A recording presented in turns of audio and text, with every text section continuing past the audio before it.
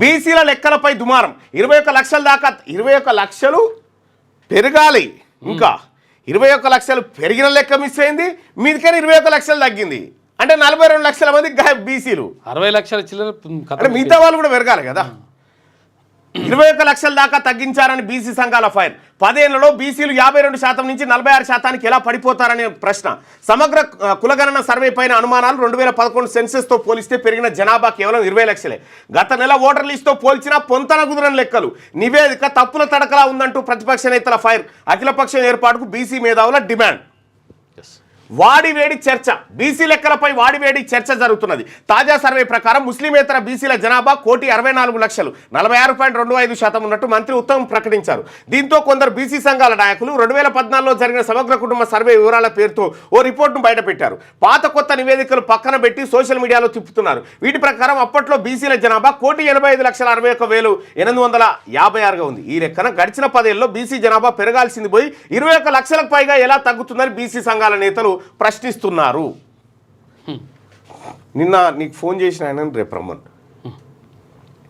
సర్కారు ప్రకటించిన సమగ్ర కులగణన వివరాలు, అందులోని బీసీ లెక్కలపై దుమారం నెలకొన్నది. 2014లో 1.85 కోట్లుగా ఉన్న బీసీ జనాభా గడిచిన 10 ఏళ్లలో పెరగాల్సింది పోయి 21 లక్షలకు పైగా ఎలా తగ్గుతుందని బీసీ సంఘాల నేతలు ప్రశ్నిస్తున్నారు. 52% ఉన్న బీసీల జనాభాను 46%కి కావాలని తగ్గించారని పలువురు బీసీ మేధావులు, ప్రొఫెసర్లు, ప్రతిపక్ష నేతలు ఆరోపించారు. వెంటనే అఖిలపక్ష సమావేశం పెట్టి నివేదికపై చర్చించాలని డిమాండ్ చేశారు. ఈ క్రమంలో సమగ్ర కులగణన సర్వే తీరుపైన పలువురు అనుమానాలు వ్యక్తం చేస్తున్నారు. 2011 సెన్సెస్ ప్రకారం రాష్ట్ర జనాభా 3,50,00,000 కాగా గడిచిన 14 ఏళ్లలో పాపులేషన్ కేవలం 20 లక్షలే ఎలా పెరుగుతుందని నిలదీస్తున్నారు. 20 లక్షలు పెరిగింది, అందులో మళ్ళీ ఓసీలే చూసుకో, ఎవడు పెరగలే. గత నెలలో ప్రకటించిన ఫైనల్ ఓటర్ల జాబితాకు తాజాగా ప్రకటించిన జనాభా వివరాలకు సైతం ఎక్కడ పొంతన కుదరడం లేదని అంటున్నారు. గణాంకాలపై గందరగోళం. కేబినెట్ సబ్ కమిటీకి అందిన సర్వే రిపోర్టు ప్రకారం రాష్ట్రంలో 3,70,00,000 జనాభా ఉంది.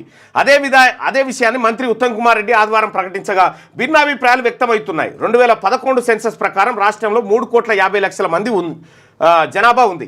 ఈ జనాభా లెక్కలు నిర్వహించి 14 ఏళ్లు గడుస్తున్నాయి. ఇన్నేళ్లలో కనీసం 50 లక్షల నుంచి 70 లక్షల దాకా జనాభా పెరిగి ఉంటుందని, ఈ లెక్కన రాష్ట్ర జనాభా 4 కోట్ల నుంచి 4,20,00,000 చేరుతుందని అందరు భావించారు.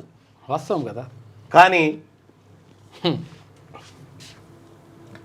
కానీ అనూహ్యంగా 14 ఏళ్లలో కేవలం 20 లక్షల జనాభా మాత్రమే పెరగడం విస్మయానికి గురి చేసింది. అంతేకాదు, గత నెల 6న ప్రకటించిన తుది ఓటర్ల లిస్టు ప్రకారం రాష్ట్రంలో 3,35,27,925 మంది ఓటర్లు ఉన్నారు.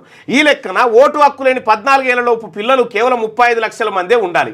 కానీ అంగన్వాడీలు, స్కూళ్లు, జూనియర్ కాలేజీలో ఎన్రోల్మెంట్ అయిన విద్యార్థుల సంఖ్య ఏకంగా 80 లక్షల దాకా ఉందని విద్యాశాఖ వర్గాలు చెప్తున్నాయి. చూసుకో. ఇంకా స్కూలుకు వెళ్ళని చిన్నారులు ఓటర్ లిస్టులో పేరు నమోదు చేసుకొని వాళ్ళని కలిపితే 1 కోటి దాకా ఉండొచ్చు. అంటే ఏ రకంగా చూసినా రాష్ట్ర జనాభా 4,20,00,000 పై మాటే. కానీ ఆఫీసర్ల సర్వేలో ఏకంగా 50 లక్షల దాకా జనాభా తగ్గడంపై విమర్శలు వ్యక్తమవుతున్నాయి. పట్టణాల్లో సర్వేపై అనుమానాలు. 2021లో జనాభా లెక్కలు నిర్వహించాల్సి ఉన్నా కరోనా కారణంగా చేయలేదు.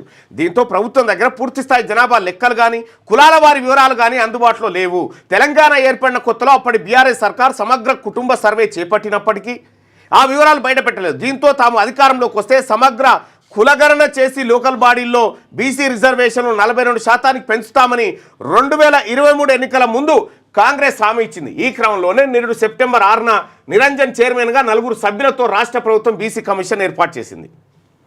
తర్వాత హైకోర్టు జోక్యంతో నవంబర్ 3న రిటైర్డ్ ఐఏఎస్ భూసాని వెంకటేశ్వరరావు చైర్మన్గా, బీసీ గురుకుల సెక్రటరీ సైదుల్ను సెక్రటరీగా బీసీ డెడికేటెడ్ కమిషన్ నియమించింది. నవంబర్ 6 నుంచి 10 వరకు ప్లానింగ్ కమిషన్ ఆధ్వర్యంలో సామాజిక, ఆర్థిక, విద్యా, ఉపాధి, రాజకీయ కుల సర్వే 2024 పేరుతో సమగ్ర కులగణన సర్వే నిర్వహించారు. గ్రామీణ ప్రజలు ఈ సర్వేలో ఉత్సాహంగా పాల్గొన్నప్పటికీ పట్టణాల్లో ముఖ్యంగా జిహెచ్ఎంసీలో పబ్లిక్ సహకరించలేదని, చాలామంది వివరాలు ఇవ్వలేదని, ఎమ్యునరేటర్లపైకి కుక్కలను ఊసిగొలిపారని స్వయంగా పలువురు ఉన్నతాధికారులు, మంత్రులు చెప్పారు.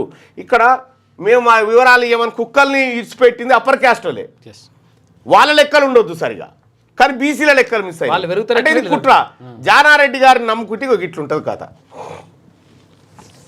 సీఎం రేవంత్ రెడ్డి సైతం సర్వేలో పాల్గొనని పలువురు ప్రముఖులపై అసహనం వ్యక్తం చేశారు. అదిగాక జీవనోపాధి కోసం పల్లె నుంచి నగరాలకు వచ్చి అద్దె ఇండ్లలో ఉంటున్న వారిని సర్వే టీంలు కనీసం పలకరించలేదనే విమర్శలు వచ్చాయి.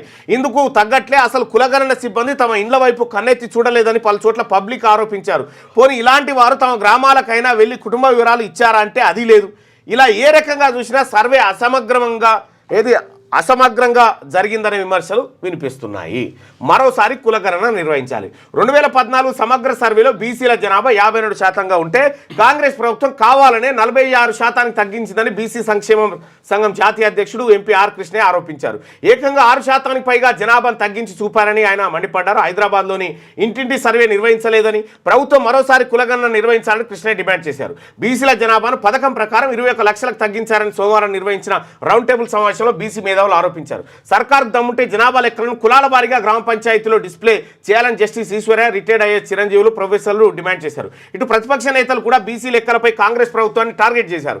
కేవలం ఓసీ జనాభాను మాత్రమే పెంచి చూపి మిగతావాన్ని తగ్గించారని, సమగ్ర కుటుంబ సర్వే ప్రకారం చూసినా 2011 జనాభా లెక్కల ప్రకారం చూసినా ప్రస్తుత జనాభా లెక్కలు సరిపోవడం లేదని బీఆర్ఎస్ నాయకులు ఎమ్మెల్సీ కవిత ఆరోపించారు. కులగణనలో బీసీల సంఖ్య తగ్గించి చూపించారని, దీనిపై అసెంబ్లీలో కాంగ్రెస్ ప్రభుత్వాన్ని నిలదీస్తామని బీజేపీ ఎమ్మెల్యే పాయల్ శంకర్ హెచ్చరించారు. కాగా కులగణన సర్వేలో పాల్గొనని కేటీఆర్, హరీష్ రావుకు జస్టిస్ ఈశ్వరయ్య, వకులాభరణం కృష్ణమోహన్ లాంటి బీసీ లీడర్లకు తమను విమర్శించే హక్కు లేదని మంత్రి పొన్నం ప్రభాకర్ మండిపడ్డారు. కావాలనే కొంతమంది సర్వేలో పాల్గొనలేదని, అలాంటి వారు ఇప్పటికైనా తమ వివరాలు అధికారులకు సమర్పించాలని సూచించారట. ఇక్కడ జస్టిస్ ఈశ్వరయ్య గారు, వకులాభరణం కృష్ణమోహన్ రావు వీళ్ళు కూడా ఈ సర్వేలో పాల్గొనలేదట.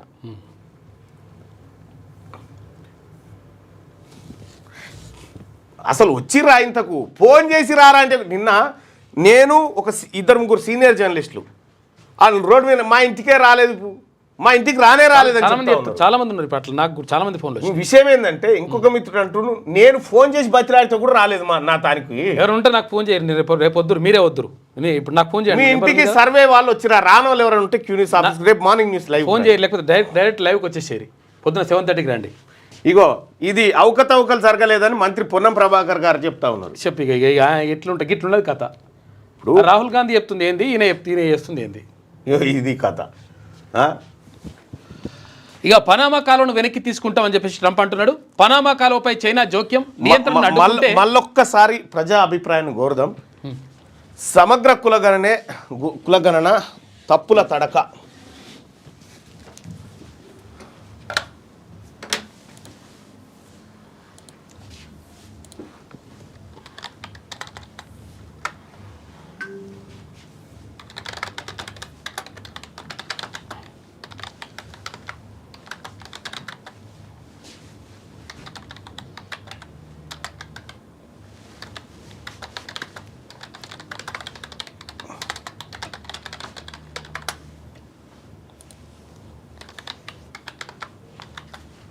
ఇంకో మా ఇంటికి రాలేదని చెప్పేసి అంటున్నారు.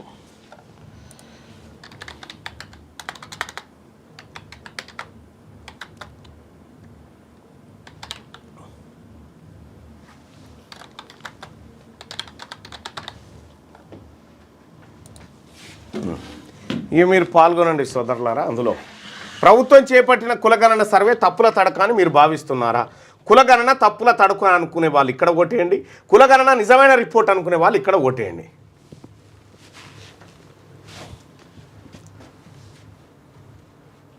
మా ఇంటికి రాలేదు. నీ ఫోన్ నెంబర్ పెట్టమంటారు, వాళ్ళు వస్తారట. మా ఫోన్ నెంబర్ మళ్ళీ పెట్టన్నా, మరి ఎట్లా వస్తారా వాళ్ళు నీ దగ్గరికి? రై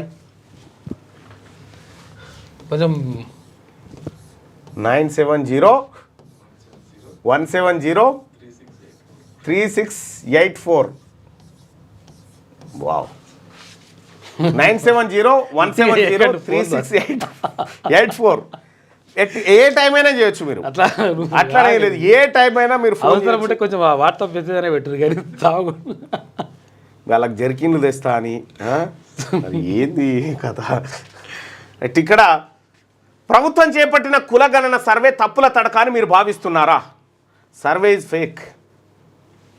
మా ఇంటికి రాలేరన్నా అని చెప్తారు చాలా మంది. ఒక ఇంటికి అటువైపు పోయారు, అటెంకలు రాలేదు. అవును, స్టిక్కర్ వేసిపోతారు అటే. ఇక మా ఇంటికి అస్సలు రాలేదు నాగార్జున సాగర్ దగ్గర. ఇంకా హైదరాబాద్ అయితే ఇంకా చాలా మందికి అట్లనే మొత్తం ఎక్కడ లేరంటే ఊర్లలో ఎట్లా జరుగుతుంది, హైదరాబాద్లో ఉండాలి.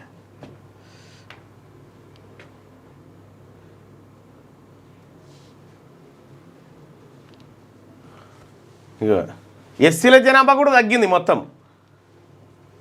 కులగణన తప్పుల తడక, దాని రిపోర్ట్ను మళ్ళీ చూద్దాం ఒకసారి. రైట్, ప్రభుత్వం చేపట్టిన కులగణన సర్వే తప్పుల తడక అని మీరు భావిస్తున్నారా? కులగణన తప్పుల తడక. 81% మంది కులగణన తప్పుల తడక అని చెప్పి చెప్తా ఉన్నారు.